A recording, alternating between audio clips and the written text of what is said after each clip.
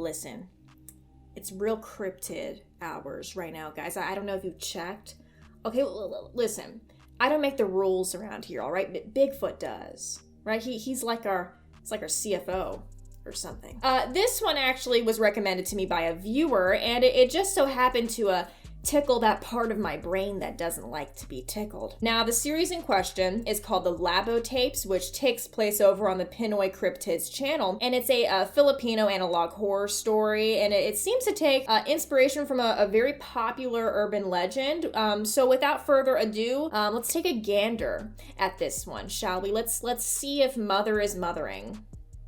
You'll know what I mean by that shortly. Our series begins with a seemingly innocent news broadcast. The emergency broadcast here is in reference to a recent child abduction case. What I'm assuming to be a 117 call from a witness plays out here. He describes seeing a child get attacked by a horribly disfigured woman and was unable to help her. More specifically, her face had a large slash in it, kind of going like this, okay? Her face is cooked, okay? She is fuck. She looks fucking horrible, guys, okay? After showing us a censored image of the man from the emergency phone call, the broadcast continues its message. My fellow countrymen, to everyone listening right now, lots of children have vanished without a trace. A child named Ella Villaferrante was gone overnight. She was last seen by the cornfield near her home. She was last seen looking at the cornfield as if she was talking to someone. Authorities are currently searching the field, but as of right now, there are no results. Now, this dusty old crow finally has something she wants to say for herself. She emerges from the bushes like a wild animal, and writing appears on the screen, which translates to, "The children are here, Ermin. Thanks for letting me know, Gladys. And don't call me Ermin. Seriously, don't ever call me that again." A missing persons alert for the aforementioned child appears, and then this shit happens. I don't know, but it's giving Five Nights at Freddy. Have a watch.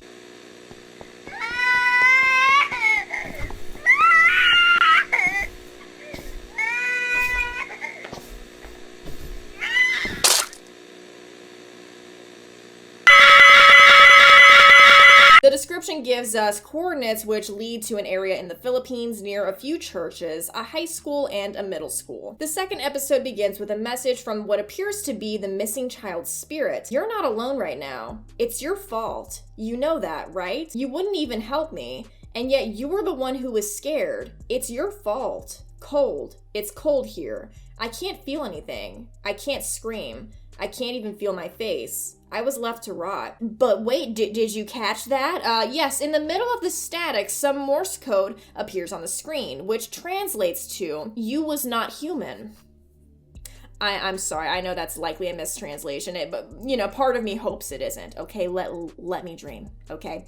This likely translates, though, to "it was not human," or something like that. I don't know.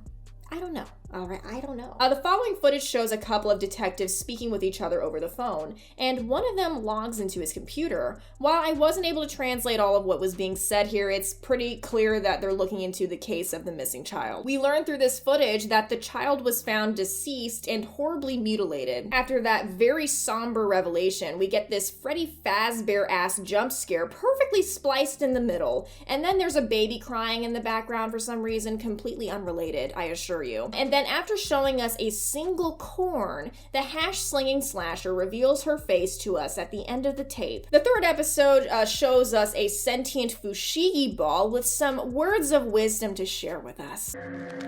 Sin. Parasite. Host. Parasite. Host. Sin. Parasite. Host. Sin.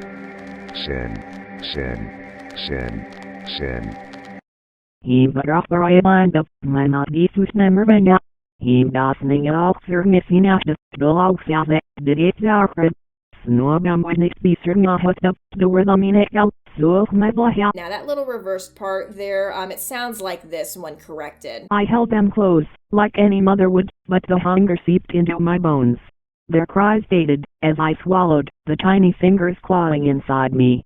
I never meant to feed on them, but now they are a part of me. Nothing like a mother's love.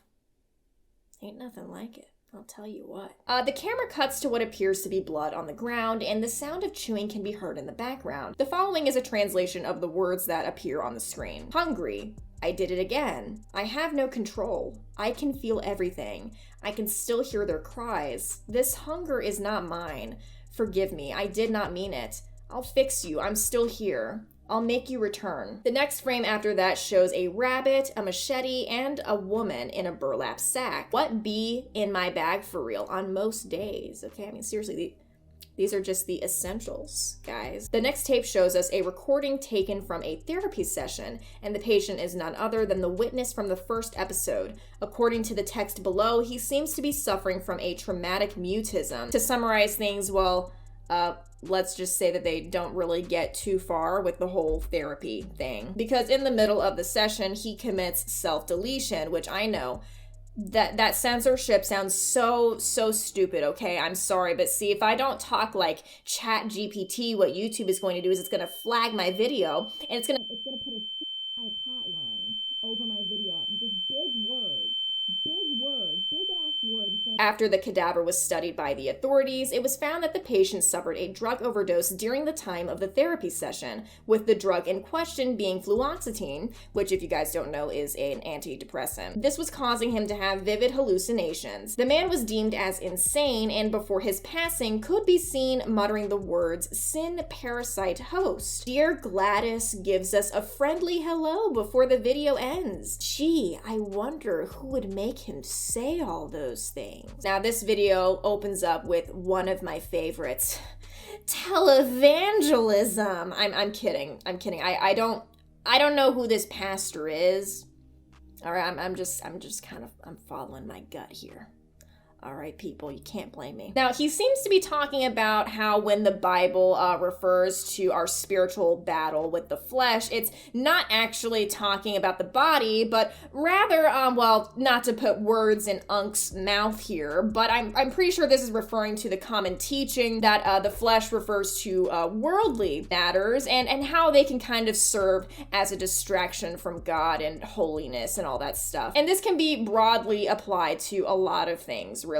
After this clip, 3 silhouettes appear on the screen, all of them appearing to be a mother and her 2 children. At first, here you can see that the mother is doing the weird Elon Musk thing, and then in the end, her children disappear, and she is no more happy, no more hungry either. I'm sorry, I'm so sorry. Fuck. Well, it is soon revealed exactly what the sermon about the flesh was all about in the first place, because the sin that the mother is guilty of is none other than gluttony. A PSA begins to play about child safety and kidnapping. The advice seems pretty standard at first until we get to the last portion. Seconds matter. The longer a child goes missing, the less likely they are to be found. Any parent would be devastated to hear this news. Wouldn't you? And I'm not going to show this for obvious reasons, but here a silhouette of a hanging woman can be seen. Now, before I even had the chance to answer that stupid fucking question, the mother from hell has returned so she can vent to us without our consent. Now, here's a translation of the text that appears on the screen. I have no control. You believe me, right?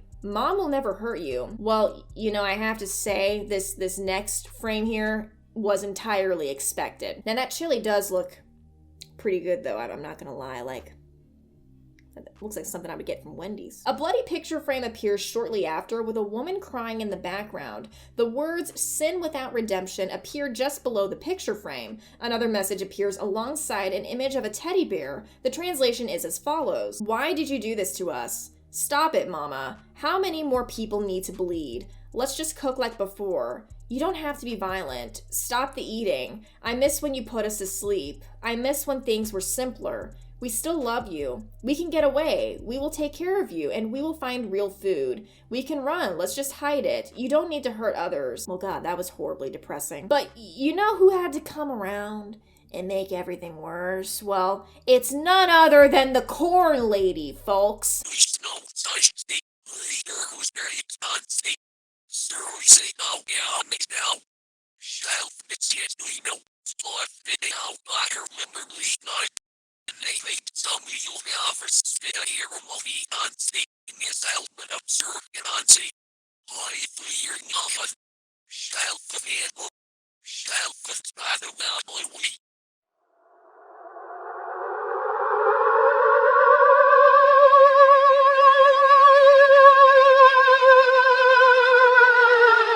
I'm sure you all are wondering, so here's that same clip played in reverse. You will die without the flesh.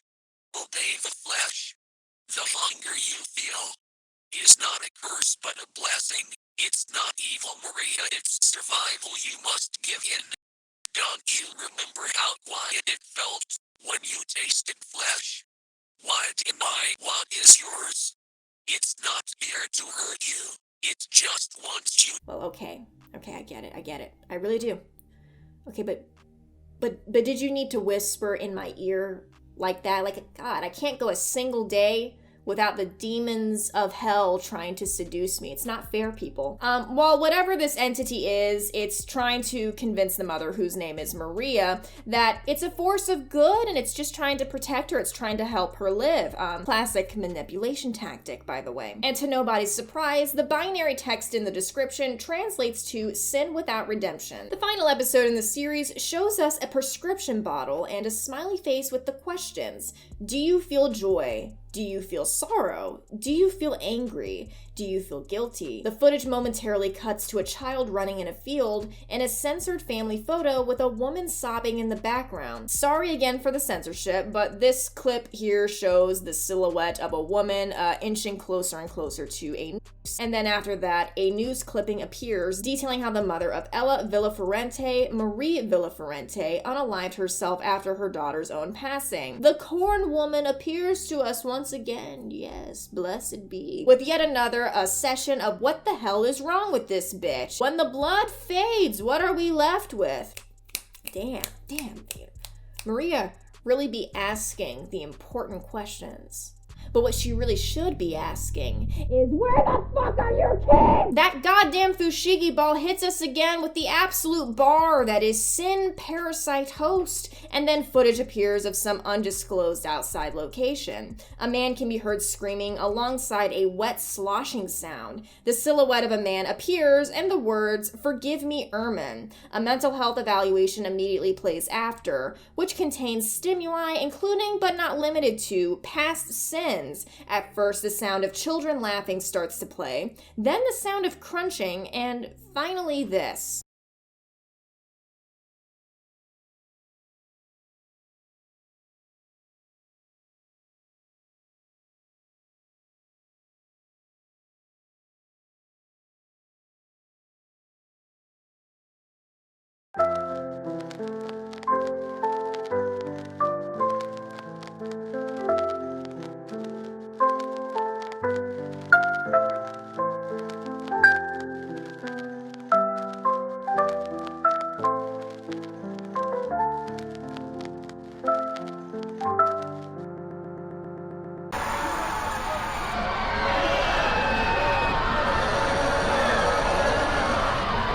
Now, after that, there's a clip from FDR's re-election campaign that plays in there, and honestly, I couldn't even tell you where the fuck they were going with this or what the hell it has to do with the overall series. But yeah, if you guys want to watch the original, I don't know, just go on YouTube and type in FDR, let me warn you. But that one's lost on me, folks. I really got nothing for that one. History repeats itself. The gift of life. Then we got ourselves a pixelated image of ground beef with a couple of jolly folks hee-heeing and ha-haing away in the background. Can you still remember their faces? They would have wanted you to live, Maria. Why deny what is yours? Then we get one final message from Ella. My blood will stain the earth forever. And with that, the case is closed. All right, so what is going on here, huh? What do I think?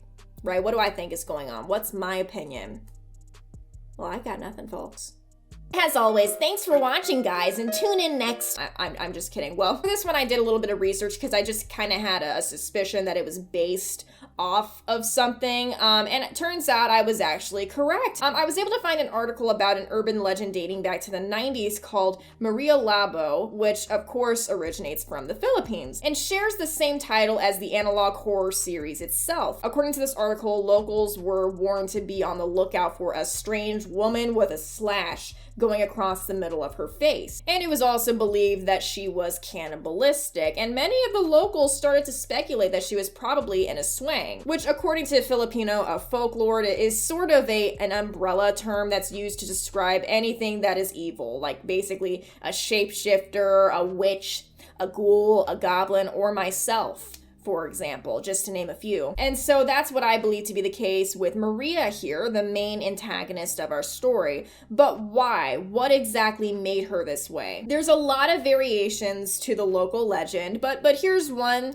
that I kind of want to give to you guys as an example, just to show you the overall theming here. And I got all of this straight from the article linked below, by the way. In most versions, she was a housewife to a local policeman and a mother of 1 or 2 young children. Not having enough income to support the family, she went against her husband's wishes and applied for expat work abroad as a maid, nurse, or caregiver in the UK, Canada, or Spain. Maria worked for an old employer who was bedridden from an unknown illness. To show his appreciation for Maria's care and company, her boss provided her with a suspicious-looking, half-cooked liver one day.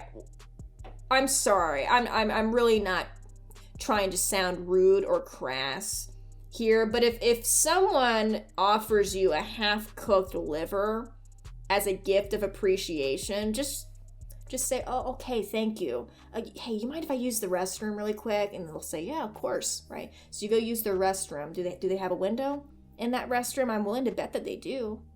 Okay, so they got a window. Great. You pry open the window and you jump out. Jump out the fucking window. Get the fuck out. Well, anyway, she appreciated this man's generosity, but what she didn't know was that he was a vampire whose blood was mixed into the meat that she just consumed. Soon after, the mysterious employer died, and Maria had to return home because she started to feel sick. Upon arriving, Maria barely spoke and sometimes zoned out. Believing she was having a hard time readjusting to the change, her family thought her behavior would return to normal in just a few days. Maria's husband, named Ermin in most narrations, came home from work one day and found her cooking dinner in the kitchen. Tired and hungry, Ermin sat at the table and was served a delicious, home-cooked meal by Maria. After a few spoonfuls of food, the husband began to wonder why their kids weren't around to greet him and asked Maria where they were. In the version where they had only one kid, Maria gestured at the pot of food on the table and said, "There is our son." Alternatively, one of the children made it out alive and managed to hide until his father arrived, and the child then hastily went to tell him what happened. Of course, Ermin couldn't believe what he was hearing, thinking it was just a prank. A few arguments ensued that finally convinced him that Maria had done the unthinkable. In a fit of blind rage, he grabbed a nearby bolo knife and attacked Maria, meaning to unalive her. Swift like a ghost, Maria escaped with only a slash on her face and has been a fugitive ever since. Now, I'm gonna be honest, I'm pretty sure that the creator of this series kind of ran with their own version of this story because some elements of it were never mentioned in that article, like the mother of Ella Villafuerte unaliving herself, really the existence of Ella in general, or, the farmer also unaliving himself after having witnessed the tragedy with Ella that took place. I definitely do notice a pattern here that is also present in many variations of the urban legend, and that is the fact that Maria somehow gets infected with a curse and becomes an Aswang. It always ends the same way, right? And with the repeated message of sin parasite host appearing so frequently in the series, I believe that this curse is able to spread through the sins of others and hence is able to find its host. The farmer's sin was not stepping in to save Ella in time, and Marie's sin was letting her daughter play unsupervised in a fucking cornfield! While this series has ended, the creator is currently working on another one, so if you guys want to watch me cover that one in another episode, then drop me a comment, I guess. I don't know. It's just something to think about. Thanks for stopping in, soup friends, and moral of the story, always avoid cornfields. Always. You cannot trust them. They cannot be trusted. Thanks again, guys, and until next time.